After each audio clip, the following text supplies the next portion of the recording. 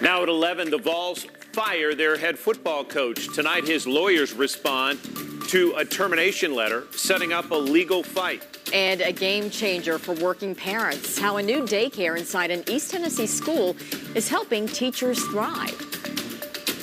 And hope you're having a great night. We're enjoying beautiful clear skies right now. It's chilly outside. We dropped down close to freezing. Some areas could see a little bit of light snow flurries and light rain mix in the morning. We'll talk about that next.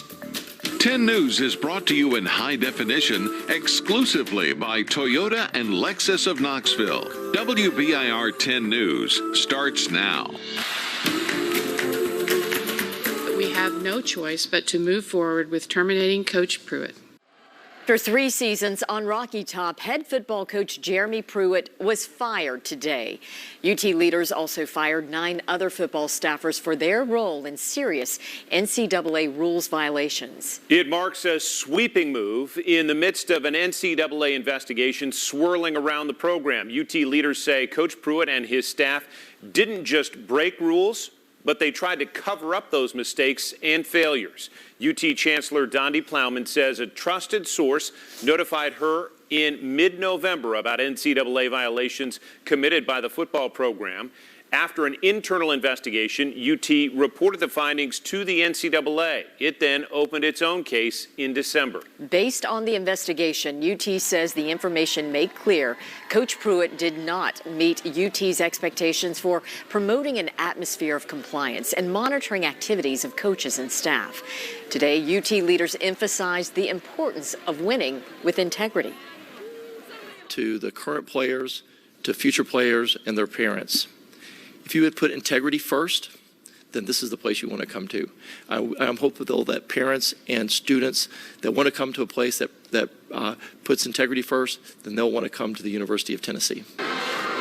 In another twist today, Director of Athletics Philip Fulmer also announced his retirement. Both the Chancellor and the UT President made it clear Fulmer isn't a part of the investigation and praised his tenure with the football program. Now we have new information tonight. The legal battle between Jeremy Pruitt and the university appears to be far from over.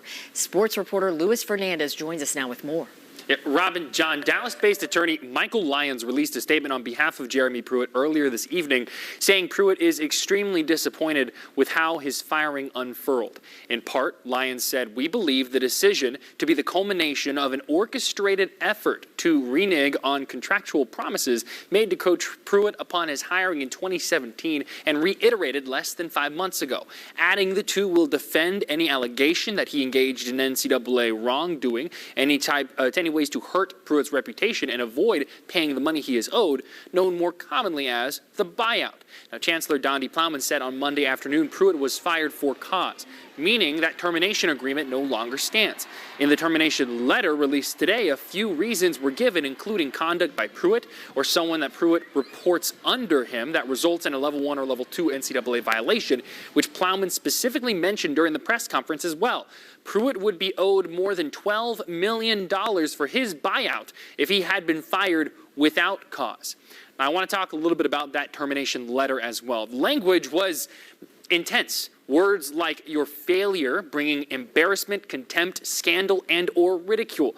The letter specifically read to Coach Pruitt that your failures are likely to lead to significant penalties to the university and has jeopardized the eligibility of our student athletes.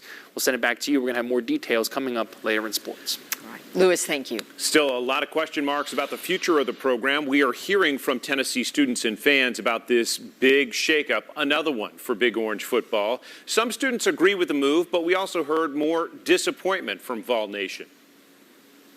When we figure out they're doing something fishy, something weird with recruiting and things like that, we want to get that image out of here as much as possible, move on, and become a great football team like we should here in the SEC. I've lived in Knoxville my whole life. I grew up with Lane Kiffin and Butch Jones and Derek Dooley, and now it's just another cycle and another coaching search and another disappointing time to be a Vol fan. A big question tonight, what's next? Step 1, find a new athletics director. Chancellor Plowman says a search firm has already been hired. Step 2, the coaching search begins as well. For now, VFL and recent hire Kevin Steele will serve as acting head coach. And then deal with the football team fallout. Some players may stay, some may leave. We do know National Signing Day is in early February. Our coverage continues online, from who the university could consider to fill the vacancies to the latest reaction from Vols and Tennessee fans. We will also keep you up to date on Philip Fulmer's retirement. You can find all that right now online at WBIR.com. Another